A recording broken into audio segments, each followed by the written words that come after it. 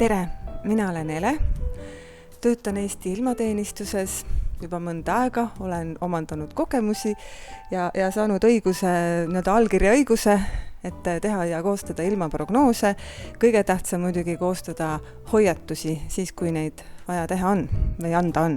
Täna töötan ma põhisünoptikuna ehk et olen kõige tähtsama koha peal. Teen seda ilmateadet, mida te kõik raadios, televiisoris õhtul näete, ehk et 124 tunni etteulatuvat prognoosi. Ja lisaks maa-aladele olen ma ka meresünoptik, et koostan prognoose ka meremeestele. Ilmaennustamise aluseks on väga kvaliteetsed faktilised ilmaandmed. Ja neid me saame oma standardjaamades, mida Eestis on päris mitukümmend. Et reegel on, et jaamad peavad asuma teineteisest vähemalt 50 kilomeetri kaugusel ja need ilmaandmed siis söödetakse ilmaprognoosmudelitesse, kust siis vedelike voolamise valemitega arvutatakse ilmaprognoos. Ja andmeid ei ole meil siis vaja ainult Eestist, vaid paljudest teistest riikidest ka. Ja kui me tahame teada pikemat ilma kui 3 ööpäeva, siis me vajame juba terve maakera andmeid.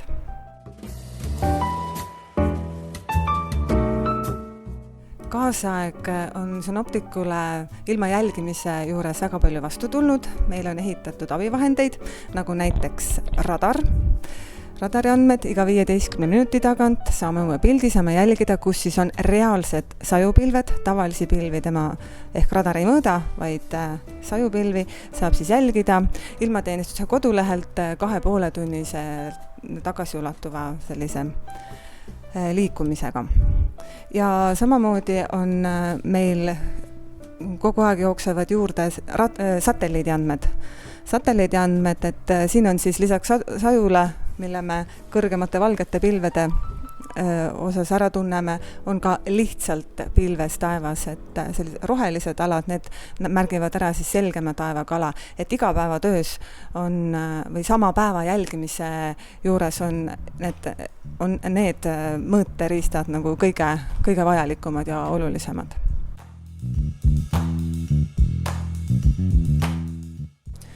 Synoptikule on oluline teada ka, mis toimub maapinnast kõrgemal.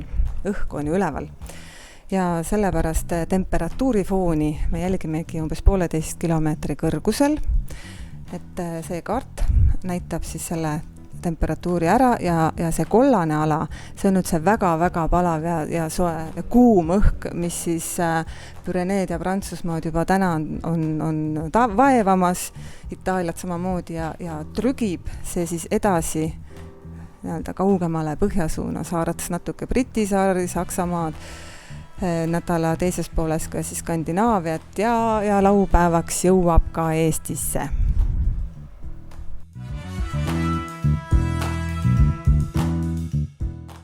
Põhjus, miks Euroopas praegu väga palav on, peitub ümber põhja poolkera tiirutavas juhtvoolus ehk jugavoolus, nii nagu me eesti keeles teda kutsume. Ja kui jugavool lookleb ta kõrgemal natukene poolusele lähemal, siis temast madalamale jäävad alad on soojema õhumassi käes, et see sisuliselt jagabki siis selle põhja poolkera soojemaks pooleks ja külmemaks pooleks. Ja antud juhul on siis jugavool looklenud Atlandi ookeani natukene lõuna poole ja tõmbab siit põhja suunas oma serva mööda kuuma õhku põhja poole. Ja nädala teises pooles siis see jõuabki ka Põhja-Euroopasse, Skandinaavia kohale, kuhu jääb üsna pikalt pidama. Meie saame õige pisut sellest osa, aga see õige pisut tegelikult tähendab meie jaoks ka 30 kraadi sooja. Briti saartel tõuseb üle 35, Hispaania ootab siin ja Prantsusmaa on seal kerkib temperatuur üle 40, võib-olla ka üle 45 kraadi, nii et nemad on rekordite ootuses. Meie seekord rekordeid ei mõõda, aga saame lihtsalt mõnusad soojad päevad nädala lõpuni.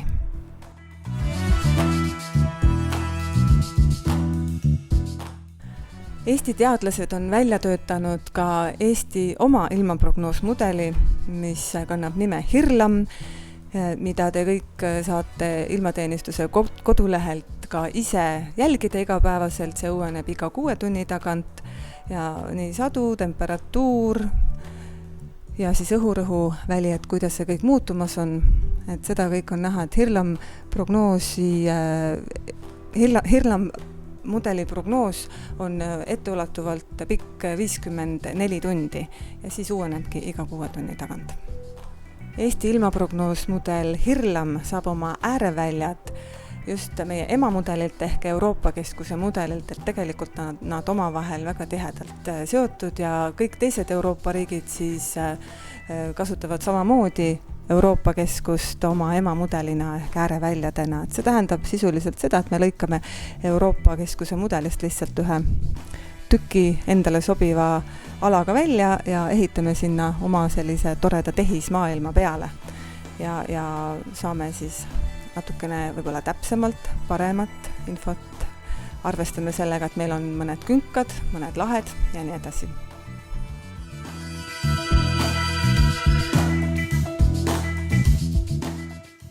Nagu ma alguses juba ütlesin, meie kõige olulisem ülesanne on anda tormihoiatusi ja kõik hoiatused on ametlikud, on nummerdatud, need on dokumendid, nendel on oma number, nendel on iga sünoptiku allkiri ja hoiatused leiate te ilmateenistuse kodulehelt.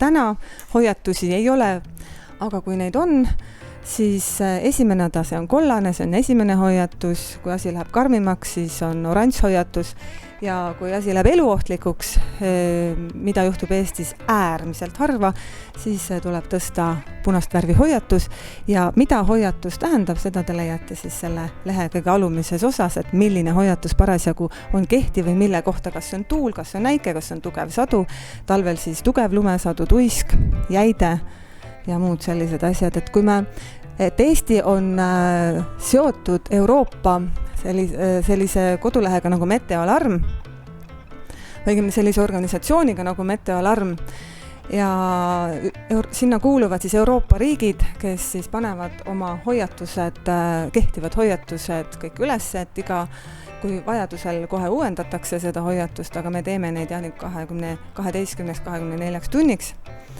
etteulatuvalt ja praegusel Euroopa kaardil on siis näha, kuidas hoiatatakse väga palava ja kuuma ilma eest. Lõpetuseks ma tahan öelda seda, et pidage meeles, et sünoptikud töötavad 24 tundi, 365 päeva aastas ja on tegelikult teie jaoks kogu aeg olemas, kui vaja.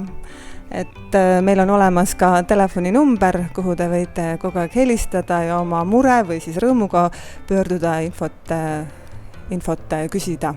Et siin on kogu aeg inimene, kes teid ära kuulab vähemalt. Aga ilusat suve kõigile!